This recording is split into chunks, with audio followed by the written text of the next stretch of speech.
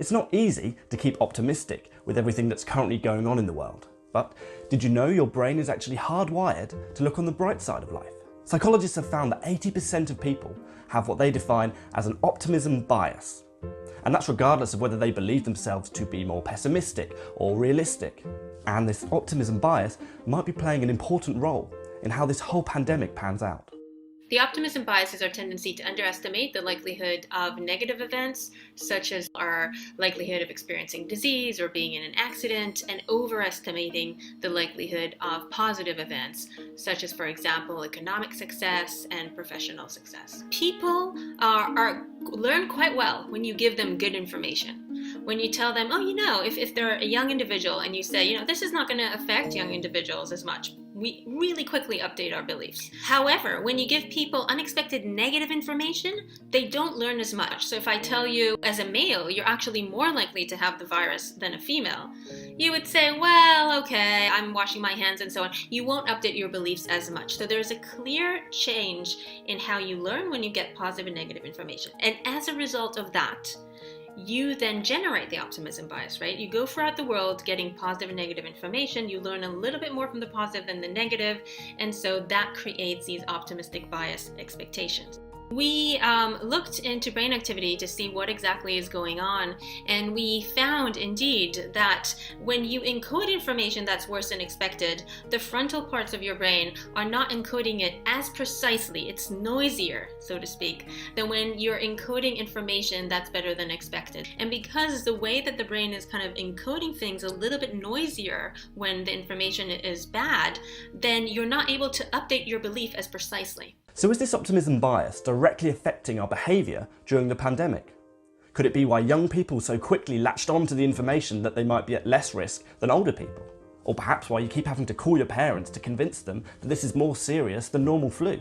We're bombarded by the evidence, and yet we still think, it'll never happen to me. There's studies suggesting that indeed there's a clear optimism bias. So for example, we asked, do you think you're more or less likely to have the coronavirus in the future than someone of your age and gender? And people at every age said they're less likely on average. And the question, does that affect people's behavior? Our answer is yes. We have data that we just collected that shows that yes, your estimated risk of how likely you are to have the virus is affecting your behavior. However, there is actually a positive angle as well, which is we also find that whether you're complying with the recommended behaviors is a lot to do not only with how you view your own risk, but how you view other people's risk. And here we find a clear effect of what we call private optimism but public despair. So people tend to be optimistic about their own health in light of the coronavirus. However, they do think that this virus is a danger to humanity, and they are anxious about the health of their loved ones.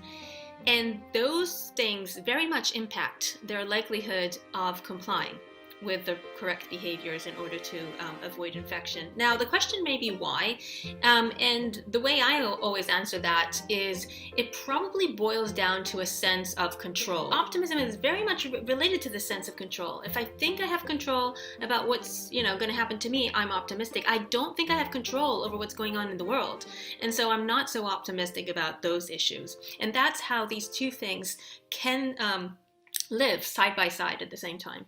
This optimism bias can benefit us in a crisis. Underestimating our risk can have positive effects on our mental health, such as reducing our anxiety, as can underestimating how long this is going to affect us, which may even make us more likely to comply to new rules.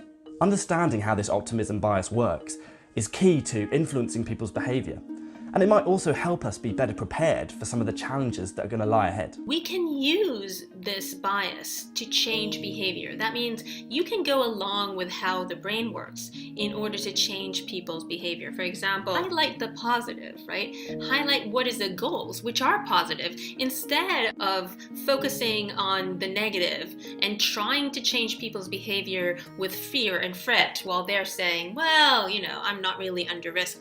You don't necessarily change your perception. So the idea here is that you're not telling yourself, well, I need to change the way that I look at this. I need to believe that I have enhanced risk. I need to believe that this will take much longer, because it's very difficult to change your perceptions. Even if you wanted to, it's almost impossible, but you can use it to change your behavior.